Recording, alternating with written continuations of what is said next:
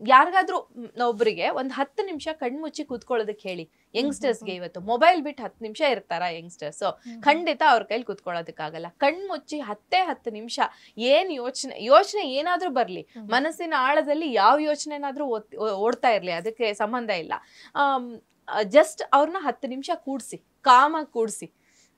ಕೂತ್ಕೊಳಕ್ ಆಗತ್ತಾ? ಹಂಗೆ ಕೂತ್ಕೊಂಡು ಮೆಡಿಟೇಷನ್ ನ ಪ್ರಾಕ್ಟೀಸ್ ಮಾಡ್ಕೊಂಡ್ರೆ ಖಂಡಿತ ಟ್ಯಾರೋಟ್ ರೀಡಿಂಗ್ ತುಂಬಾ ಸುಲಭವಾಗಿ ಕಲಿಬಹುದು. ಓಕೆ, ಎಷ್ಟು ದಿನ ಬೇಕಾಗುತ್ತೆ ಈ ಟ್ಯಾರೋಟ್ ರೀಡಿಂಗ್ ನ ಕಲಿಯೋಕೆ?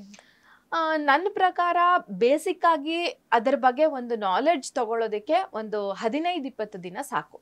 ಜ್ಯೋತಿಷ್ಯ ಖಂಡಿತ 5 ದಿನ, ವಾರ, 10 ದಿನದಲ್ಲಿ ಕಲಿಯೋ ಸಬ್ಜೆಕ್ಟ್ ಅಲ್ವೇ ಅಲ್ಲ, ಲಾಂಗ್ ಟೈಮ್ ಬೇಕಾಗುತ್ತೆ. ಬಟ್ ಟ್ಯಾರೋಟ್ ರೀಡಿಂಗ್ ನ ನಾವು ಸ್ವಲ್ಪ ಒಂದು 10 ದಿನದಲ್ಲಿ ಕಲಿಬಹುದು. ಎಗೈನ್ ಎಲ್ಲದಕ್ಕೂ ಏನ್ ಬೇಕು ಹೇಳಿ, ಮನುಷ್ಯನ್ ಎಲ್ಲ ಯಾವ್ದ್ರಲ್ಲೇ ನಾವು ಎಕ್ಸ್ಪರ್ಟ್ ಆಗ್ಬೇಕು ಅಂದ್ರೆ ಅದಕ್ಕೆ ಬೇಕಾಗಿರೋದು practice. Practice practice practice practice ಮಾಡ್ತಾ ಮಾಡ್ತಾ ನಾವು ಅದರಲ್ಲಿ ಎಕ್ಸ್ಪರ್ಟ್ಸ್ ಆಗ್ಬೇಕು.